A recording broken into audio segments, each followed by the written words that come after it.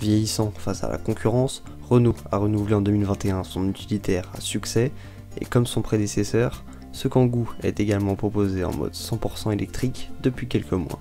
Le Kangoo électrique fait 4,48 m de long pour une largeur et une hauteur de 1,86 m et son volume de rangement utile fait 3,9 m3. Sur le profil, on trouve toujours une porte coulissante, la face arrière est très plate et comporte toujours un jonc chromé et des feux LED. Si le design et les fonctionnalités du Kangoo évoluent peu par rapport à la version thermique, ce modèle embarque donc une motorisation électrique associée à une autre batterie. Concernant la porte latérale, pour 1000 € de plus, vous avez une fonction qui vous offre une large ouverture pour le charger grâce à l'absence de montant latéral. Mieux encore, le siège avant peut se rabattre grâce à un ingénieux système qui fait avancer l'assise du siège puis replier le dossier. Mais on est également surpris lors de la manipulation de la porte coulissante qui étonne par sa légèreté, qui facilite son usage mais qui laisse également une impression de fragilité. Et comme tous les véhicules électriques, ce Kangoo Van offre plusieurs modes de récupération d'énergie lors de la décélération.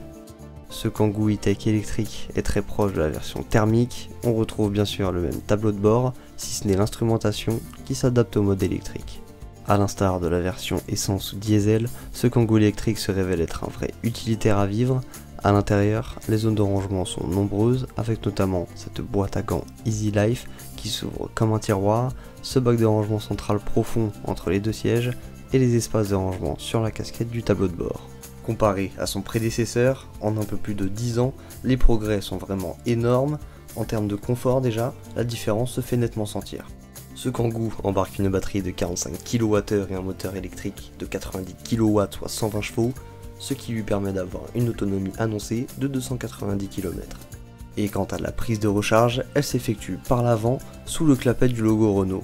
A noter tout de même que pour disposer d'un chargeur rapide DC comme sur la Citroën, il faut débourser 1200 € de plus. Si la version thermique s'affichait à 20 700 € en 2021 et à 21 900 € actuellement, la version électrique requiert quant à elle 33 600 € avant la déduction du bonus écologique.